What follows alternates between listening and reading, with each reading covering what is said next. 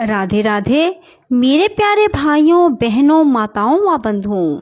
आज संक्रांति के दिन मैं आपके लिए लाई हूँ धर्मराज की कथा। बंधुओं, यदि संक्रांति के दिन धर्मराज व्रत कथा को सुना जाए तो मनुष्य को सभी प्रकार के दुखों से मुक्ति की प्राप्ति होती है। बंधुओं, मृत्यु काल के बाद भी यमदूत उन्हें आदर पूर्वक ले जाते हैं।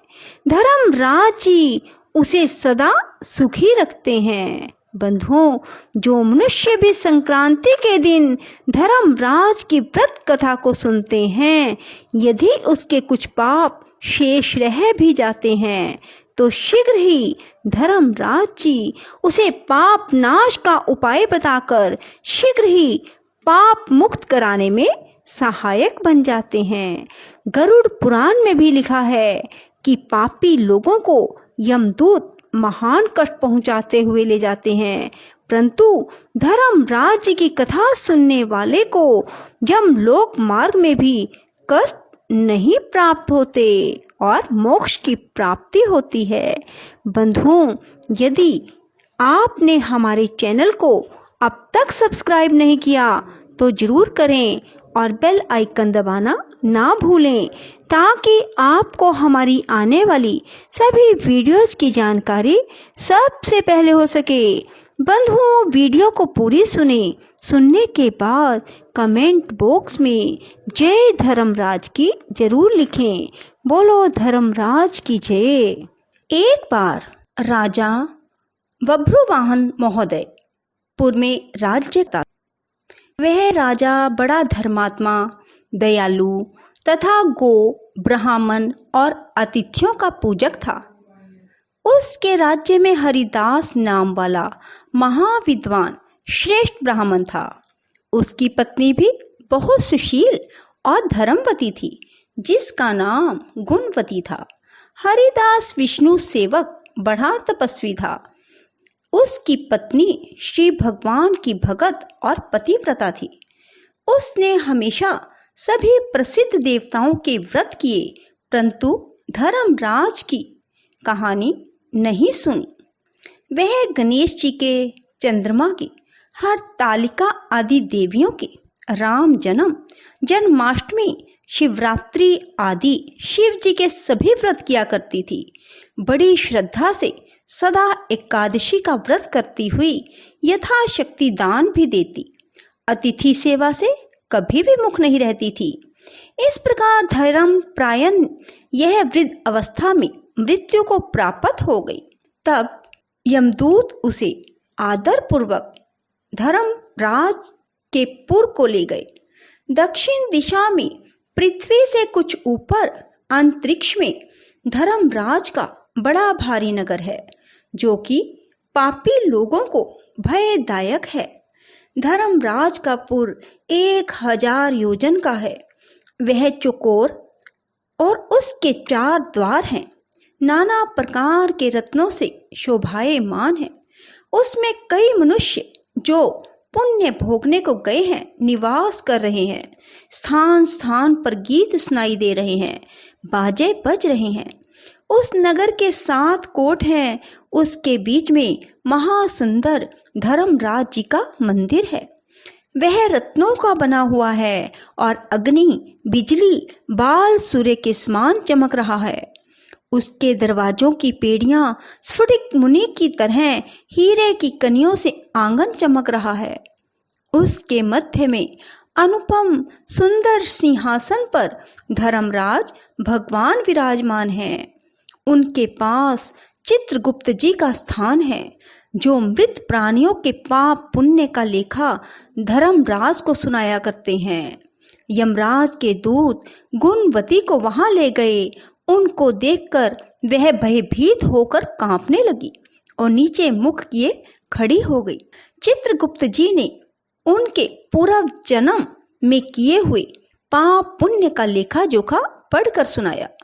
धर्मराज जी उस गुणवती की हरिहर आदि सब देवों में तथा अपने पति में भक्ति देखकर बहुत प्रसन्न हुए, पर कुछ उदासी भी उनके मुखमंडल पर झलकती हुई गुणवती को दिखाई दी। धर्मराज जी को उदास देखकर गुणवती ने निवेदन किया, हे प्रभु, मेरी समझ में मैंने कोई भी बुरा कार्य नहीं किया, फिर भी आप उदास क्यों हैं?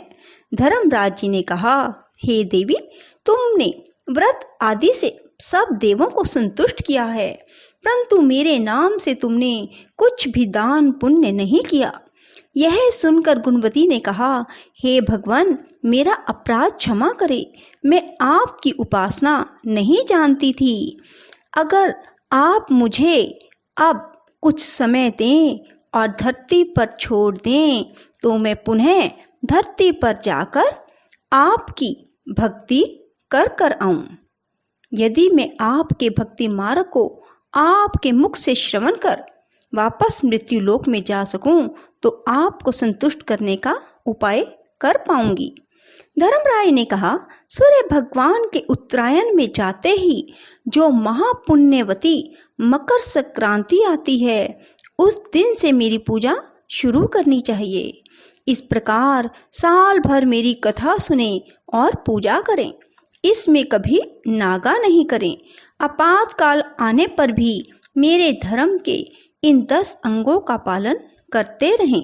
धृति, यथा लाभ, संतोष, क्षमा, यम नियम द्वारा मन को वश में करना, किसी की वस्तु को नहीं चुराना, मन से पर स्त्रियों या पर पुरुषों से बचना यानी मन की शुद्धि, शारीरिक शुद्धि, इंद्रियों के वश में ना रहना, बुद्धि की पवित्रता यानी मन में बुरे विचार ना आने देना, शस्त्र विद्या का स्वाध्याय यानी पूजा पाठ करना, कथा श्रवण या व्रत रखना, इच्छा अनुसार और श्रद्धा अनुसार दान पुण्य करना, सत्य बोलना, सत्यता का ही व्यवहार करना, क्रोध ना करना, ये 10 धर्म के लक्षण हैं।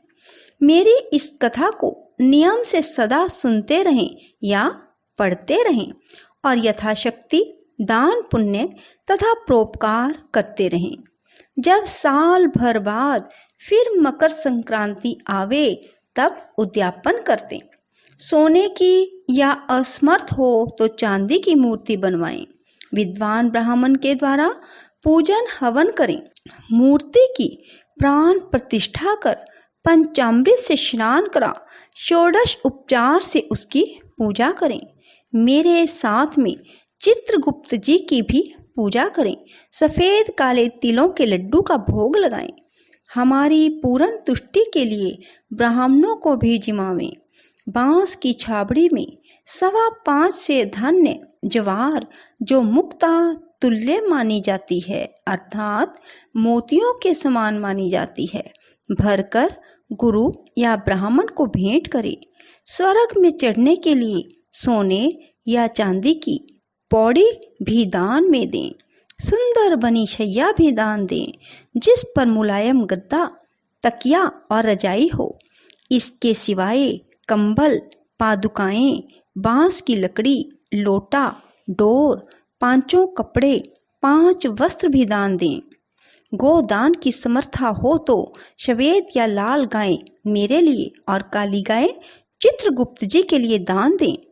ये दान की वस्तु सर्व साधारण के लिए है, धनवान व्यक्ति भी दें तो बहुत अच्छा है। गुणवती ने भगवान से प्रार्थना की, हे प्रभु, यदि ऐसी बात है तो मुझे यमदूतों से छुड़ाकर फिर संसार में भेजिए जिससे मैं आपकी कथा का प्रचार कर सकूं। जो ही उसकी प्रार्थना पर भगवान धर्मराज जी ने स्वीकृति दी, उसी समय उसके मृत शरीर में पुनः प्राणों का संचार हो गया और उसके पुत्र आदि कहने लगे, बड़ी प्रसन्नता है कि हमारी माता जी मरकर जिंदा हो गई। इसके बाद गुणवती ने अपने पति पुत्र आदि को सब बातें कही जो धर्मराज जी ने मनुष्य के कल्याण के लिए कही थी और खुद ने भी यह व्रत शुरू कर दिया। मकर संक्रांति से ही उसने प्रतिदिन धर्मराज की पूजा और यह कथा आरंभ कर दी और स्वर्ग में जाने के लिए दान पुण्य आदि कर्म भी आरंभ कर दिए। इस प्रकार वह गुणवती साल भर में धर्मराज की कथा सुनकर धर्म के 10 अंगों का पालन कर मृत्यु उपरांत जब स्वर्ग में पहुंची तो देवताओं ने उसका आदर किया और सदा स्वर्गीय भोगों को भोगती रही। राधे राधे, जय श्री कृष्णा। बंधुओं, यदि आपको हमारी वीडियो पसंद आए तो इसे लाइक करें और शेयर भी जरूर करें। धन्यवाद।